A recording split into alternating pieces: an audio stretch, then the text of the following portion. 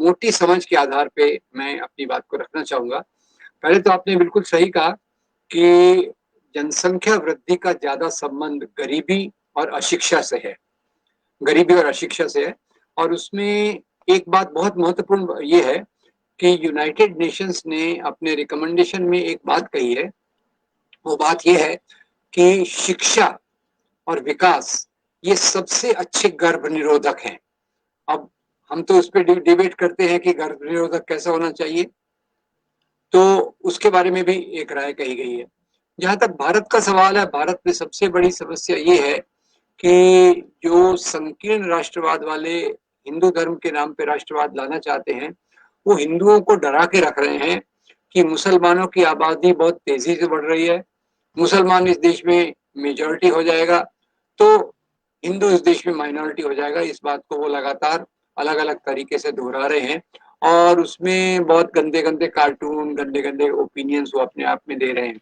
तो मैं इस पे हिंदू मुसलमान में जो जनसंख्या का ये है उस पर देने के पहले एक आपको भारत में जिस प्रकार से जनसंख्या कंट्रोल का प्रोग्राम चला है उसके बारे में थोड़ी सी बात कर लें, क्योंकि जो आसाम में कर रहे हैं, जो यूपी में कर रहे हैं, वो एक प्रकार से सरकारी दबाव, सरकारी प्रेशर, कॉर्शन के माध्यम से जनसंख्या को कंट्रोल करना चाहते हैं।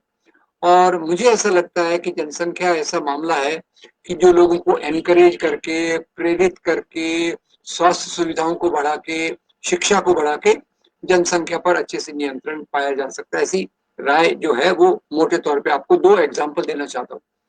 आपको याद होगा इमरजेंसी जिसकी हम सब निंदा करते हैं, इमरजेंसी के दौरान वेसेक्टॉमी, नसबंदी के कार्यक्रम को आक्रामक रूप से चलाया गया।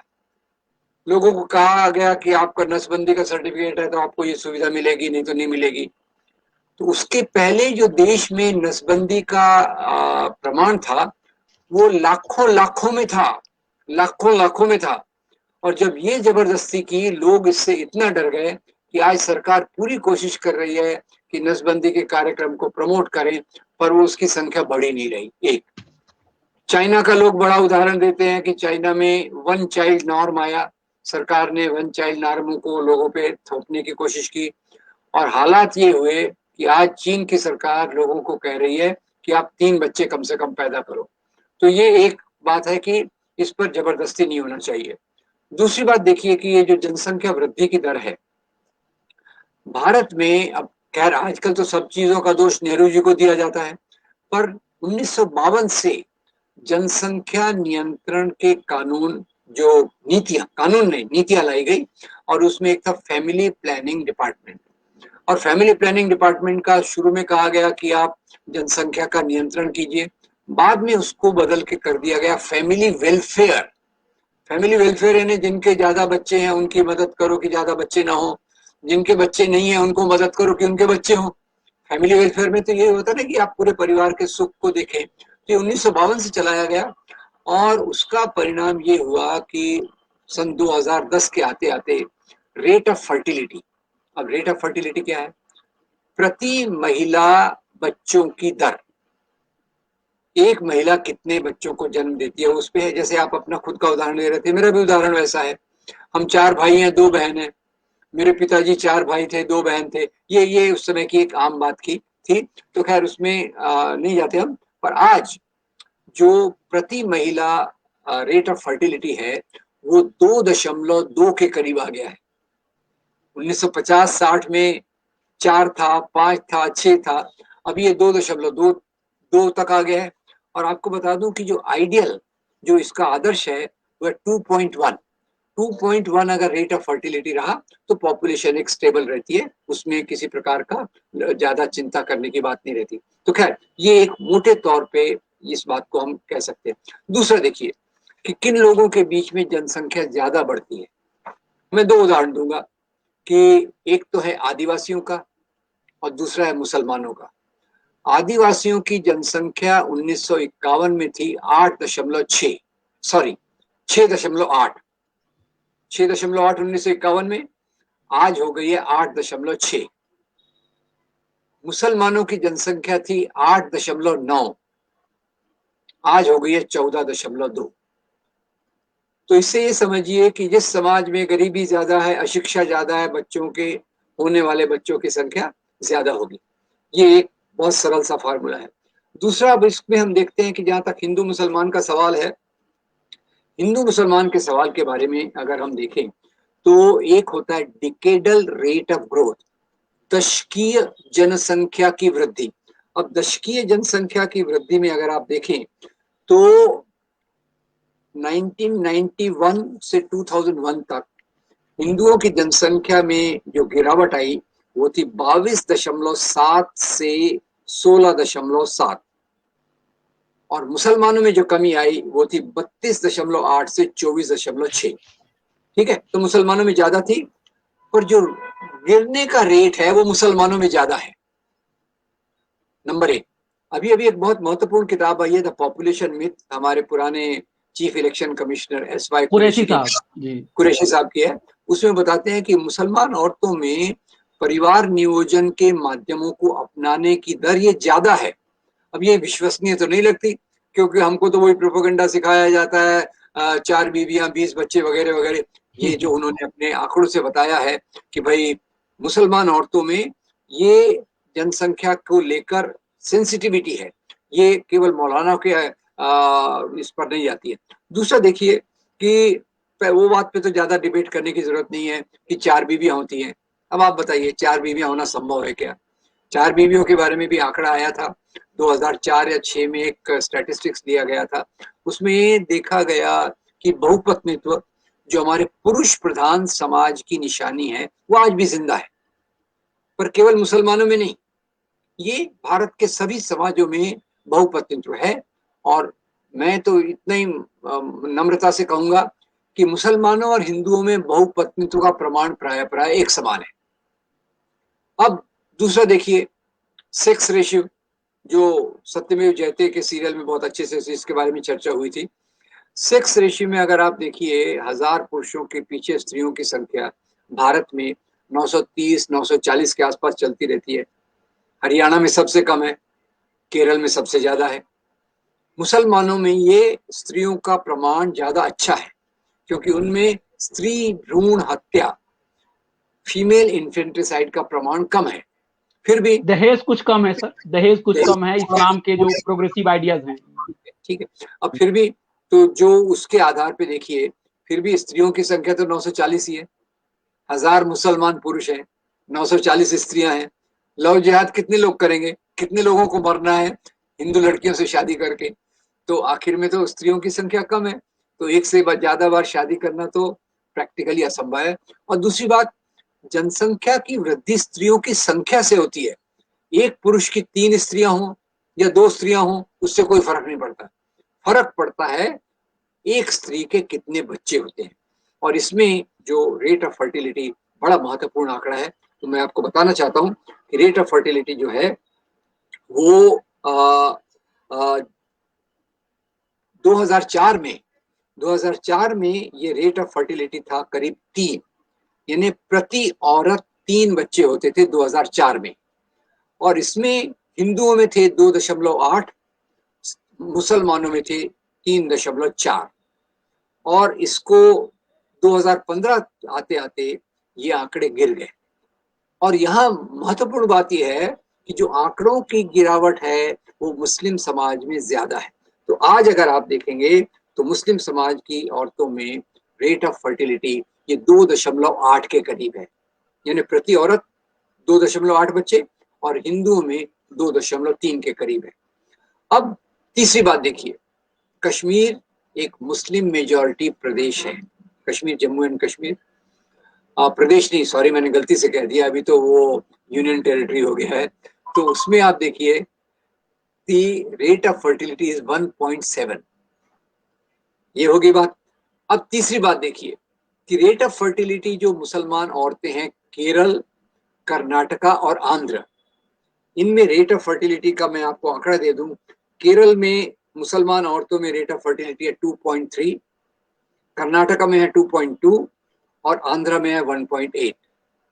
और बिहार की हिंदू औरतों में रेट ऑफ फर्टिलिटी है 2.9, राजस्थान में 2.8 और यूपी में 2.6। तो आप अंदाज लगा लीजिए कि रेट ऑफ फर्टिलिटी कोई धर्म के आधार पे नहीं है, इसका आधार है शिक्षा और गरीबी। और अंत में मैं जो पॉइंट आपके सामने रखना चाहता हूँ कि ये जो हुआ खड़ा कर रहे मुसलमान मेजॉरिटी हो जाएंगे, अभी के अगर ट्रेंड चलते रहे, अभी अगर जैसे मैं ट्रेंड आपको बता रहा हूँ कि भारत में 2011 में 96.6 करोड़ हिंदू हैं और 17.2 करोड़ मुसलमान हैं, ये 2011 का आंकड़ा है। और इसी प्रकार का अगर ट्रेंड चलता रहा तो 2050 में 130 करोड़ हिंदू हो जाएंगे और 31 करोड़ मुसलमान हो जाएंगे। यानी मुसलमानों की जनसंख्या 16, 17, 18 के करीब स्टेबलाइज हो जाएगी, उससे ज्यादा ये नहीं बढ़ेगी, और तब जनसंख्या का रेशियो ये रहेगा। अब इतनी मेरी जो प्रस्तावना के बाद मैं मुख्य बात जो रखना चाहता हूँ वो ये कि आसाम के मुख्यमंत्री अभी चुन के आए हैं, उनको अपनी सत्ता को मजबूत करना है और वो ध्रुवीकरण के माध्यम से कर रहे हैं। और ये ध्रुवीकरण का एक हथियार है कि जितना प्रोपोगेंडा अभी तक हुआ है, 4 बीवियां 20 बच्चे को सहारा लेकर, कोई इसको क्वेश्चन नहीं करता, कोई गहराई में आंकड़ों पे जा नहीं रहा। और जैसे अभी कुरैशी साहब की किताब आई है, उनका बहुत धन्यवाद कि उन्होंने इस पे किताब लाई है। और उत्तर प्रदेश में भी यही हाल है कि जनसंख्या के वास्तविक आंकड़ों पे हम जब जाएंगे। अच्छा, तीसरी अंतिम बात, हमारे मुख्य प्रधानमंत्री जी दुनिया भर में जाके ढिंढोरा पीटते हैं कि भारत को पॉपुलेशन डिविडेंड है। पॉपुलेशन डिविडेंड यानी क्या कि मतलब यहाँ पॉपुलेशन फायदा है, पॉपुलेशन फायदा है हमारे लिए, हमारे यहाँ बड़ी आबादी जो है फायदा है कि यहाँ मार्केट आती है, मार्केट ज्यादा आएगी, लोग इन्वेस्टमेंट ज्यादा करेंगे, नौकरियां ज्यादा मिलेंगी, ये बात वो करते हैं। पर खैर उसमें भी पॉपुलेशन पर एक सीमा तक नियंत्रण तो चलना चाहिए। पर ये जो चीजें चल रही हैं आज, अभी आपको याद दिला दूं तो अपने साध्वी और ये साक्षी महाराज वगैरह बहुत सारे हैं ना भगवे कपड़े पहनने वाले, वो एक ही एडवाइस देते हैं, वो भी हिंदू औरतों को, कि बच्चे ज्यादा पैदा करो। उन्होंने खुद तो बच्चे पैदा किए नहीं, ये बात अलग है, पर हिंदू औरतों को बहुत बोलते हैं कि खूब बच्चे पैदा करो। एक आरएसएस के संघ चालक थे के सुदर्शन, वो भी कहते हैं कि हिंदू स्त्रियों ने बच्चे ज्यादा पैदा करना चाहिए, नहीं तो हिंदू माइनॉरिटी में चला जाएगा। और तो और अबे 1970 में जो बीजेपी की पहला अवतार था भारतीय जनसंघ, उसने फैमिली प्लानिंग मेजर्स का पूरा पूरा विरोध किया। और आज भी वीएचपी इसका विरोध कर रही है कि पॉपुलेशन पर कंट्रोल रहना गलत है, क्योंकि इसे हिंदू तो पॉपुलेशन कंट्रोल करेगा पर मुसलमान नहीं करेगा तो हम कहाँ के रहेंगे। तो ये सब चीजें, ये पूरा मुद्दा मेरे ख्याल से एक सांप्रदायिकता की जड़ों को मजबूत करने के लिए है। आपसे निवेदन यही है कि हम सब लोग इस बात को समझे कि शिक्षा, स्वास्थ्य को विकसित करना, गरीबी को दूर करना, ये हमारे पॉपुलेशन कंट्रोल का एक मेजर है। अब यूपी में देखिए, यूपी में जो हाल है आप देख रहे हैं कि बाकी इन चीजों के बारे में ख्याल करने से, ये कानून ला रहे, वो कानून लाने के बदले अगर शिक्षा का इम्प्रूवमेंट करें, स्वास्थ्य का इम्प्रूवमेंट करें और ये सुविधाओं को बढ़ाएं, तो निश्चित रूप से पॉपुलेशन एक स्टेबल हो जाएगी। ऑलरेडी स्टेबल हो रही है। ये मैं भी अभी आश्चर्य हुआ इस बात को पढ़ के, क्योंकि मैं जब मेडिकल स्टूडेंट था तब से हम फैमिली प्लानिंग के बारे में पढ़ते आए हैं, पर उसका डिविडेंड आज दिख रहा है, डिविडेंड आज दिख रहा है। और वो रेट ऑफ फर्टिलिटी के रूप में है जो गिरता जा रहा है, गिर गया। और इतने, जिसको एक स्टेबल पॉपुलेशन में 2.1 फर्टिलिटी रेट होना चाहिए, और हम ऑलरेडी 2.2 के करीब एट ए नेशनल लेवल आ गए हैं। तो जो ये मेरे ख्याल से एक अच्छी बात है, इसको मजबूत करना चाहिए, इन नीतियों को मजबूत करना चाहिए।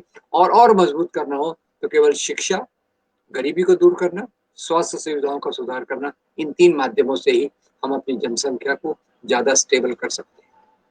सर मैं कभी-कभी जब किसी जो राइट विंग के जो समर्थक पत्रकार या फिर एक्टिविस्ट जो जेएनयू में और आसपास में जब मिलते हैं, और मैं उनसे पूछता हूँ कि अरे आपके तो प्रधानमंत्री जी और सबके प्रधानमंत्री जी, आपके नेता, उन्होंने 10 लाख या कितने लाख नौकरियों का वादा किया था, उन्होंने कहा था कि सबको खुशहाल कर देंगे, तो वो कुछ वादा पूरा नहीं हो रहा है, हम लोग बिल्कुल बेरोजगार घूम रहे हैं, बच्चों का दाखिला तक रुका हुआ है।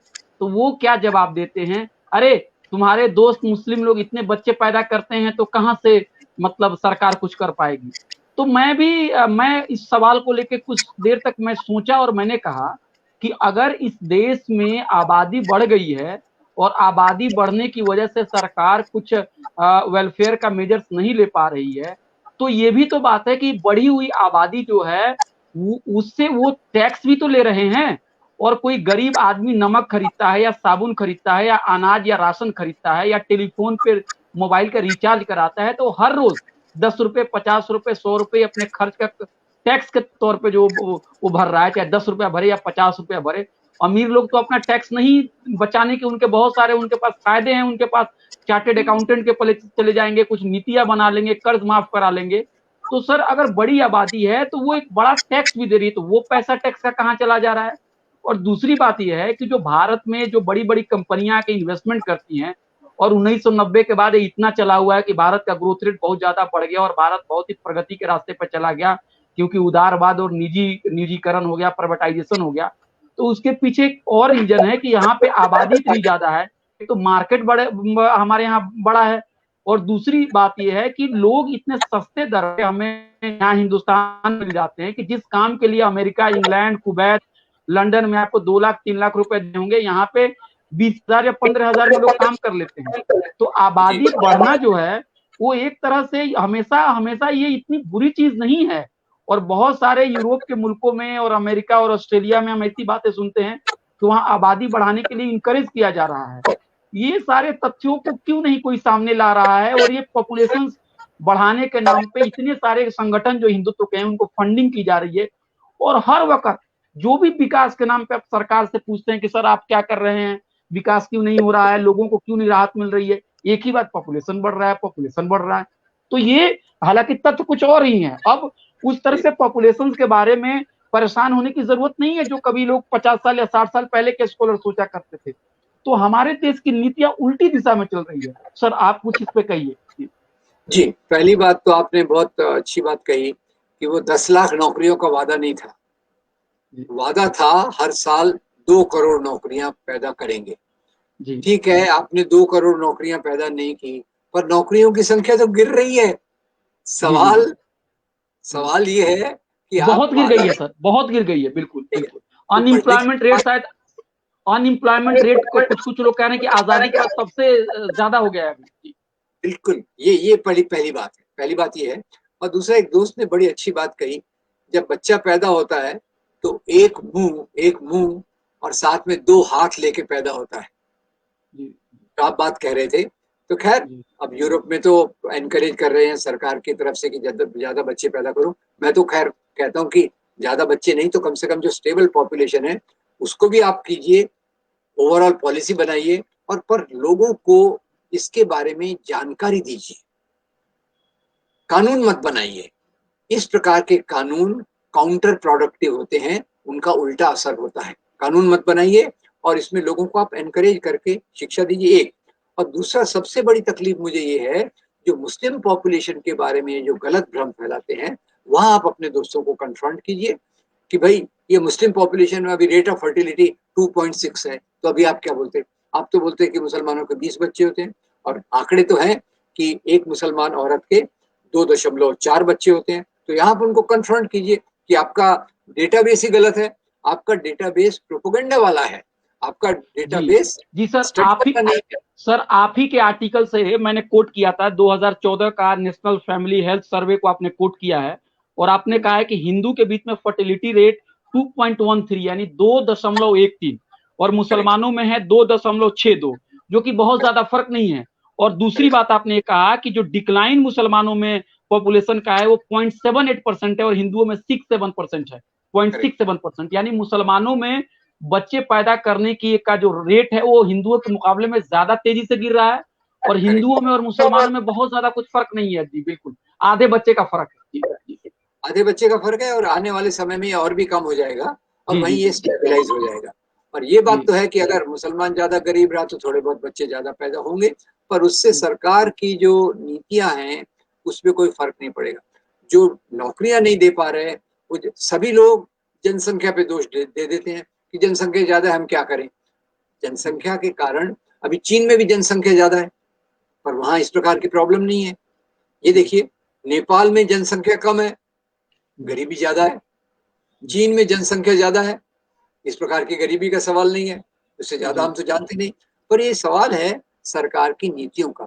अभी जैसे महात्मा गांधी ने कहा था कि आपकी नीति ऐसी होनी चाहिए जो लाइन के आखिरी व्यक्ति को ध्यान में रख के बनाई गई हो। और अभी जो नीतियां बन रही है वो लाइन में जो सामने खड़े हैं 2-4, उन्हीं को देख के बनाई जाती है। उन्हीं को एयरपोर्ट बेचे जा रहे हैं, रेलवे स्टेशन बेचे जा रहे हैं, फैक्ट्रियां बेची जा रही हैं। पहले जब हमारे प्रधानमंत्री ये दुनिया भर में घूमते थे, उनके साथ कौन जाता था किसी को पता नहीं है, किसका बिजनेस बढ़ाया जा रहा था किसी को पता नहीं है। तो खैर, ये जो गांधी की विचारधारा हमारे देश के लिए, गांधी जी ने कहा था कि आखिरी व्यक्ति को देखकर आप नीतियां बनाइए, उसके उलट अभी हो रहा है। इसके कारण नौकरियों का प्रोडक्शन ज्यादा नहीं हो रहा, क्योंकि नौकरियां बढ़ेंगी। आप जब फैक्ट्रियां डलवा रहे हैं, बोल रहे हैं कि आप काम आ रहा है, तो काम के साथ नौकरियां क्यों नहीं बढ़ रही? तो एक तरफ तो दावे खोखले किए जा रहे हैं और नीतियां उल्टी की जा रही हैं, ऐसी मेरी समझ है। और आप निश्चित रूप से इन आंकड़ों को लोगों के सामने रखिए।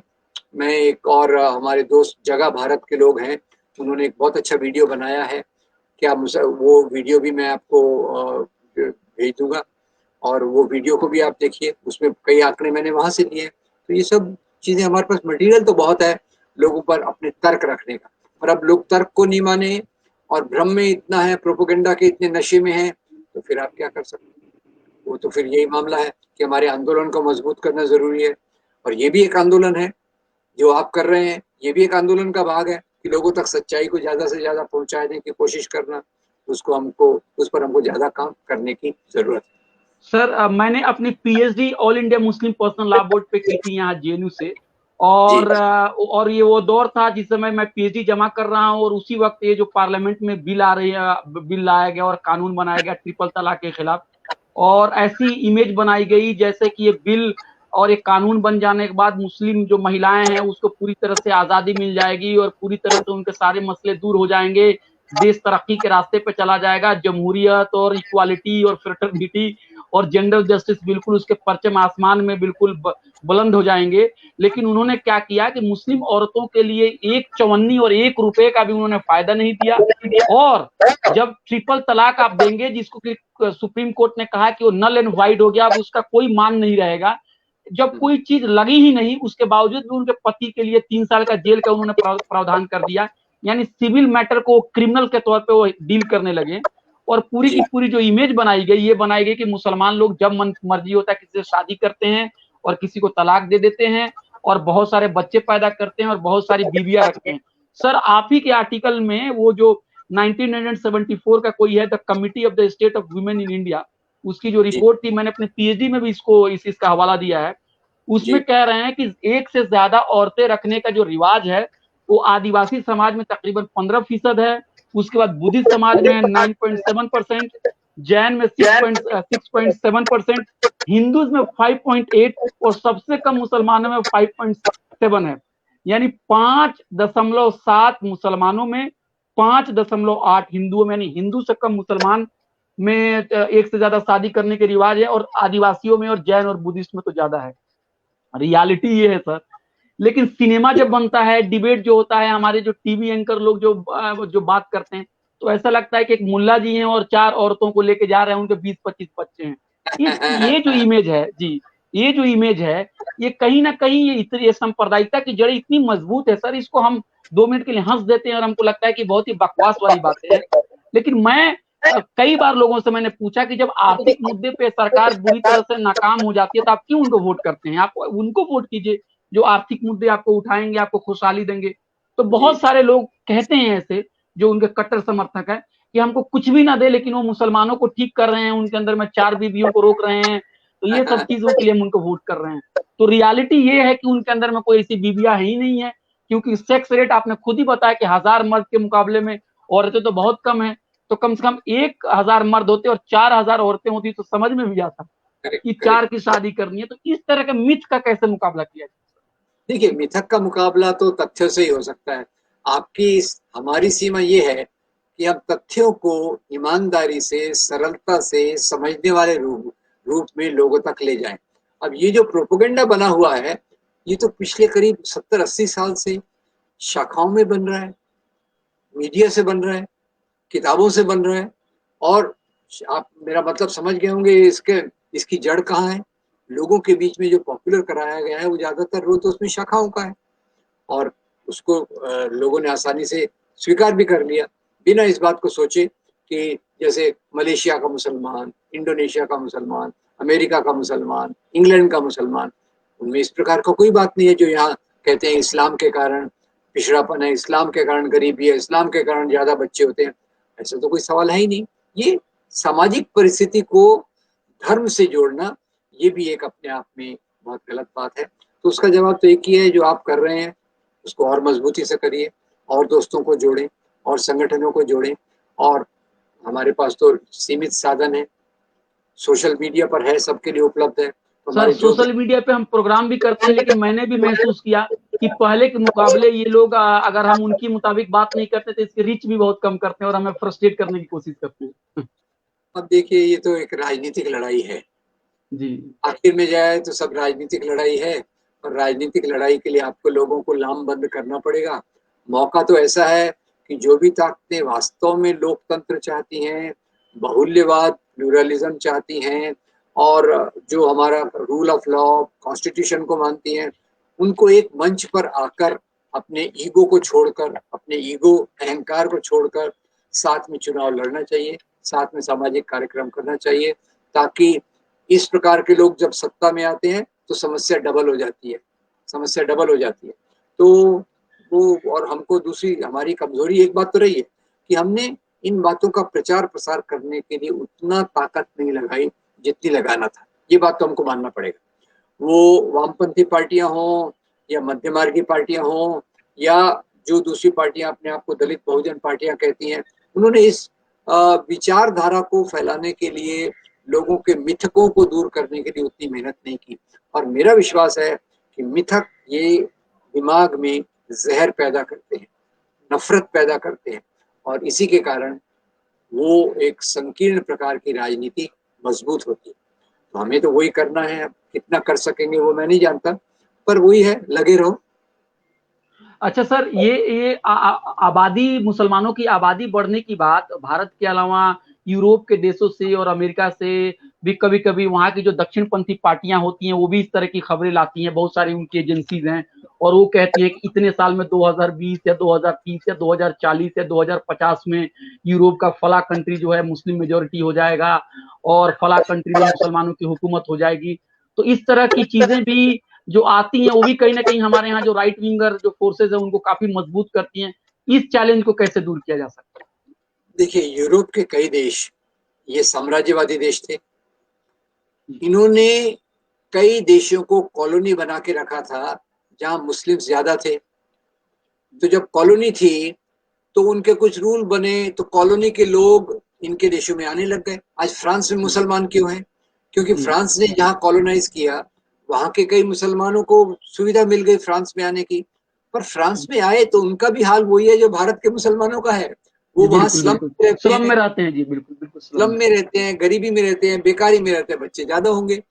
और पर सवाल ये है कि कई ये बहुत दुर्भाग्यपूर्ण दौर है दुनिया के इतिहास का कि जहां एक धार्मिक कम्युनिटी के ऊपर पूरे सभी चीजों का दोष लगाने की कोशिश की जा रही है।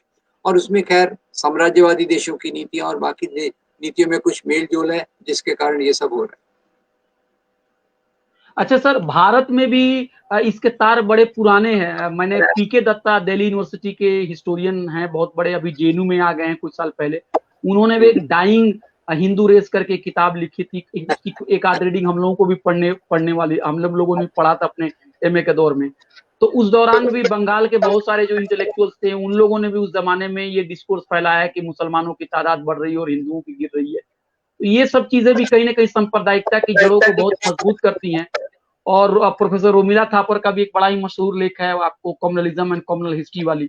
उसमें भी वो बार बार कहती हैं कि जो हिस्ट्री का बहुत ही इंपॉर्टेंट रोल है कम्युनल कॉन्शसनेस को मतलब बढ़ाने में और जो मिथक को पैदा करने में, और गलत गलत सोचे और धारणाएं हमारे अंदर में बन गई हैं, तो इससे भी मुकाबला करना है। तो सर आखिरी सवाल मैं आपसे यही ले रहा हूं कि ये मुश्किल के दौर में जो भी प्रोग्रेसिव ताकतें हैं, जो भी दलित बहुजन मुसलमान या जो भी गरीब जो लोग हैं उनको किस तरह की हिकमत अमली, किस तरह की स्ट्रेटेजी अपना के आगे बढ़ना चाहिए? आप अपनी बात कंक्लूड करें। देखिए, मुझे लगता है कि एक तो पहली बात तो राजनीतिक तौर पे है, एक राजनीतिक मंच कॉमन मिनिमम प्रोग्राम पे ज़रूरी है, नंबर 1। नंबर 2, जो हमारे सामाजिक संगठन हैं, आज आप देखिए सामाजिक संगठन बहुत हैं, बहुत बेहतरीन सामाजिक कार्यकर्ता हैं। कोई स्त्रियों के लिए काम कर रहा है, कोई बच्चों के लिए कर रहा है, कोई किसानों के लिए कर रहा है, कोई आदिवासियों के लिए कर रहा है, पर इनके बीच तालमेल बिठाने की ज़रूरत है कि हम अलग-अलग मुद्दों पे काम कर रहे हैं, पर जहाँ तक लोकतांत्रिक मूल्यों का सवाल है, बाहुल्यवादी मूल्यों का सवाल है, धर्मनिरपेक्षता का सवाल है, उन मुद्दों पर हम अपना अपना ध्यान देंगे। क्योंकि आज आप किसी भी एरिया में काम करिए, मेरी ये राय है कि आपका काम सफल नहीं हो सकता, क्योंकि सांप्रदायिकता हर जगह आपके रास्ते में आके आपके रास्ते में रुकावट डालेगी। इसलिए हमारे जितने भी सामाजिक ग्रुप हैं, और मेरे ख्याल से वो भी इस बात को महसूस कर रहे हैं कि सांप्रदायिकता एक बड़े सवाल के रूप में उभर रहा है, तो उससे मुकाबला करने के लिए एक हमारे बीच में भी एक सामाजिक मंच, प्लेटफॉर्म की ज़रूरत है, जहाँ हम एक दूसरे की मदद करें, एक दूसरे से प्रेरणा लें, एक दूसरे को शक्ति दें। तो वो एक आंदोलन के रूप में राजनीतिक पार्टियों पर भी असर करेगा, समाज की चेतना पर भी असर करेगा, और उससे हमारा विकास की दिशा भी और ज़्यादा मजबूत होगी। सर, और ये भी बात आपकी बड़ी अहम है, आपने पिछली बार जब हम गुफ्तगू कर रहे थे तब भी आपने कहा कि हम कंटेंट बहुत अच्छा बना लेते हैं और हमारे अंदर में पढ़े लिखे भी बहुत अच्छे लोग हैं, उनकी नीयत भी बड़ी अच्छी है, लेकिन प्रचार प्रसार और एक कोऑर्डिनेशन नहीं होने की वजह से अच्छे डिस्कशन भी बहुत लोगों तक पहुंच नहीं पाते हैं। तो हम अपने सारे दोस्तों से अपील करेंगे कि जो लोग भी भारत को एक सेकुलर डेमोक्रेसी के तौर पे देखना चाहते हैं, जात पात धर्म की जो खाई है उसके नाम पर जो भेदभाव है उसको खत्म करना चाहते हैं, इंसान के तौर पे एक इंसान की मदद तो होनी चाहिए, ऐसे सोच रखते हैं, उन लोगों को जो अच्छे कंटेंट है, जो प्रगतिशील जो बातें हैं, जो भलाई वाली जो बातें हैं, उसको आगे बढ़ाना चाहिए। और एक अच्छा मतलब हमें भी अपना कंटेंट पैदा करना है ताकि उनके जो जहरीले कंटेंट हैं उसको हम रोक सकें। सर, आपका बहुत बहुत धन्यवाद सर। एक कॉल पे और एक मैसेज पे हम जैसे बहुत ही मामूली और छोटे मतलब काम करने वाले स्कॉलर और एक्टिविस्ट के साथ भी आप बात करते हैं। सर, आपका बहुत बहुत शुक्रिया। हम बहुत जल्द फिर आपको बुलाएंगे किसी अहम टॉपिक। बहुत धन्यवाद अभय। आप मामूली नहीं है, आप बहुत गैर मामूली काम कर रहे हैं, ये मैं आपको बता दूं। आपका बहुत थैंक धन्यवाद। You sir. Thank thank you. You.